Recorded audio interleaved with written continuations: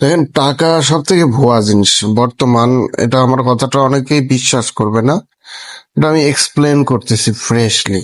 আসলে টাকা কেন ভুয়া, আমি যেটা বোঝাইতে চাচ্ছি, অ্যাকচুয়ালি টাকা দিয়ে মানুষকে কন্ট্রোল করা হয়।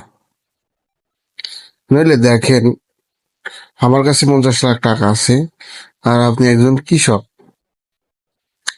এখন আমি টাকার পিছনে দৌড়ে আমি টাকা উপার্জন করি, বা আমি টাকা ছাপাইয়ে আমি, আমার কাছে 1 বস্তা। তা এখন ধরেন আমি একটা পৃথিবীতে আসছি মাত্র 3 জন ব্যক্তি। দেখেন, এখান থেকে উদাহরণটা শর্ট করি, তাহলে বুঝতে সুবিধা হবে। তার মনে করেন পৃথিবীতে একটা গ্রহে আসছে, যেখানে আমার কাছে 1 বস্তার টাকা, আর 2জন কৃষক আছে। 2জন কৃষকের কাছে খাবার আছে, আমার কাছে টাকা আছে। এখানে সব থেকে কে শক্তিশালী? টাকাওয়ালা? 1 বস্তা টাকাওয়ালা, না যাদের কাছে খাবার উৎপাদন করছে, কৌশল জানে, তাদের কাছে খাবার আছে? কে শক্তিশালী? এক্স্যাক্টলি, আসলে কৃষকরা শক্তিশালী, কারণ কাগজ তো খেয়েও, নোট খেয়ে তো কিছু করতে পারবে না। কিন্তু এদিকে কৃষকরা কিন্তু তাদের নিজস্ব খাবার আছে, আর একটা কৃষকেরও প্রয়োজন নেই। তারা উপার্জন করে, উৎপাদন করে, ওরা নিজেরাই খায়।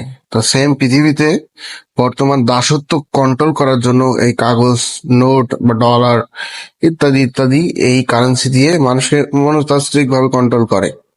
একটা মিলিয়নার বিলিয়নার দেখেন, অনলাইনে যুগ বর্তমান, অনলাইনে কাজ করে। এখানে দেখেন, অনলাইনে টাকা দিয়ে না নিজে খাইতে পারবে, না মরবে, না কি, এক্স্যাক্টলি মানুষকে কন্ট্রোল করা।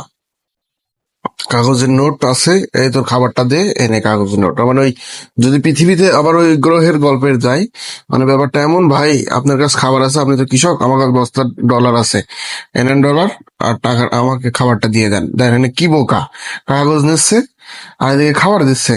এই খাবার খেয়েও বেঁচে থাকে, আবারও কাগজ ছাপাচ্ছে, আবার এই কৃষক কষ্ট করে উৎপাদন করছে, কাগজ দিচ্ছে, খাচ্ছে। অথচ এই কৃষকরা যদি ডিমান্ড করে যে না, আমাদের খাবার আমি দিব না, তাহলে কিন্তু এই বেচারা মারা যাবে।